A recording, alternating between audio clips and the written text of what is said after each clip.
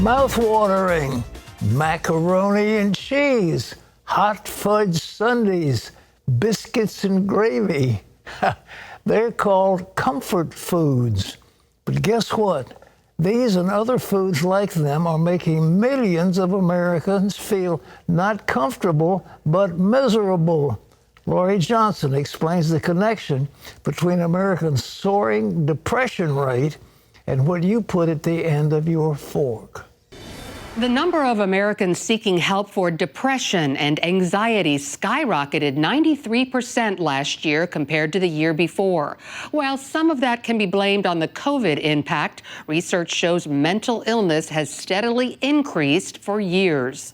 40 million Americans deal with some mental health concern. That's more than the populations of New York and Florida combined. These disorders make the list of the most common causes of disability, and suicide scores as a leading cause of death, no matter the age group. We need to understand that the silent pandemic going on is one around mental illness, or just people feeling more depressed, more blue, not sleeping well, feeling extremely stressed and traumatized by everything that's going on. Meanwhile, 3 out of 4 Americans are either overweight or obese, the highest level ever. Turns out there's a link. The same foods that trigger weight gain can also lead to depression, anxiety, and other mental health issues. The foods that we call comfort foods are actually discomfort for our brain. Dr. Uma Naidu is one of a growing number of psychiatrists using healthy foods to strengthen patients' mental health. We have the power to actually improve that for ourselves. Not that a person shouldn't see their doctor and take a medication if they need it, but we also can start today at the end of our fork by making healthier choices in how we eat. In her book, This Is Your Brain on Food, Dr. Naidu says a healthy brain begins with something we've been telling you about for years, a healthy gut. Essentially, the gut and brain, even though they are in different parts of the body, they actually arise from the very same cells in the embryo. And then they divide up and form these 2 organs, and then they remain connected throughout life. That key connection is known as the vagus nerve, a 2-way superhighway sending constant chemical messaging back and forth. Foods that can wreck the gut microbiome, however, jam up this nerve highway, reaching all the way to the brain. When we're feeding those microbes sugary treats, lots of added refined sugars, lots of soda, what unfortunately happens is the bad microbes get fed. And when they get fed those sugary foods, they overcome the good microbes. Several studies, including MRI imaging, show excessive sugar makes depression and anxiety worse. Dr. Naidu confirms what we've been reporting. Processed foods are loaded with sugar, even those that don't seem sweet and are marketed as healthy. Fortunately, things like French fries from fast food restaurants are actually made with added sugar. We don't taste that, but they're made to be hyper-palatable. So just be aware that there's hidden sugars. Also, stay away from most of the fake ones. Several of the artificial sweeteners, unfortunately, can drive anxiety, worsen depression, and disrupt those gut microbes.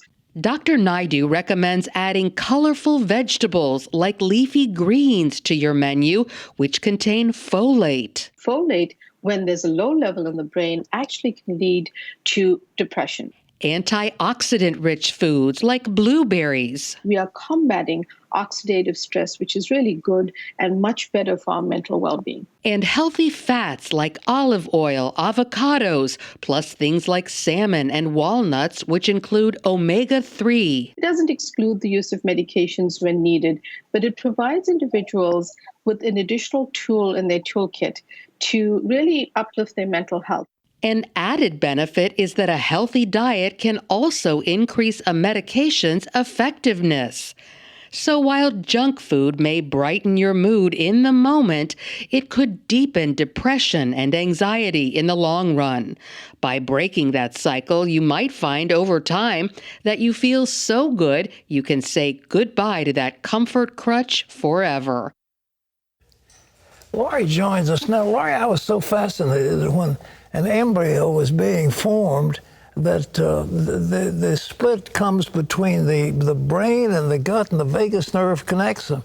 Absolutely. Isn't that fascinating? It is at birth. So this is what we've been talking about for so many years, ever since we started talking about the importance of the gut microbiome. Right. Is that gut-brain connection. It's a very real thing, and so much of what happens in the gut directly affects the brain, not only the way we think, cognition, 2 + 2 = 4, but also the way we feel when we're depressed or when we have anxiety. So how the gut goes, the brain goes. So comfort food, they give you a big bowl of ice cream with chocolate sauce and a few cherries on top, and that's supposed to make you feel good, but it won't. You know, this is the same thing we find with alcohol, with drugs like cocaine, with cigarettes, that you do have that momentary pleasure, but in the long run, it hurts you very badly. So the same thing is true with sugar. And you know, studies have shown that sugar is as addictive as some illicit drugs like cocaine and also things like nicotine. I have been at war with the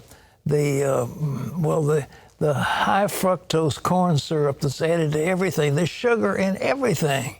There's sugar in everything, and you were right back in the day to point out high fructose corn syrup is so dangerous. But guess what? The food manufacturers have figured out a way to get one step ahead of that. They've changed the name, and now they just call it corn syrup to try to fool people. But even worse than that, there are about 100 other types of sugar that people won't recognize on the labels, but they're all various types of sugar. So pretty much all processed food has sugar. And as Dr. Naidu pointed out, some things that don't even seem sweet, like French fries, contain sugar. And this is going to make us, now we have in front of us, these are foods that'll keep us healthy. You want to tell us what you got here? So a lot of people say, okay, well, if I can't eat processed food and sugar, what is there left? And that's true. A lot of people eat mostly processed food and sugar all the time. And so this wonderful book, I highly recommend it, has lots of different recipes of foods that are good for your brain.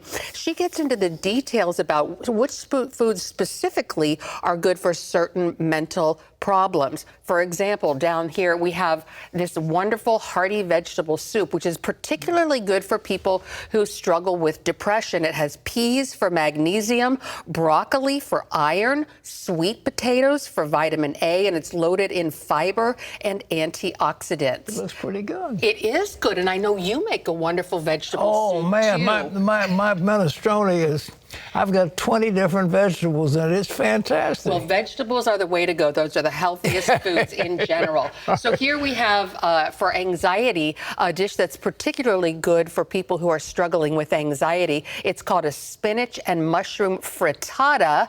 Before the segment began, you said, what is a frittata? A frittata is basically a quiche without the crust. Yeah. Now, it has eggs in it. That has wonderful choline for your brain.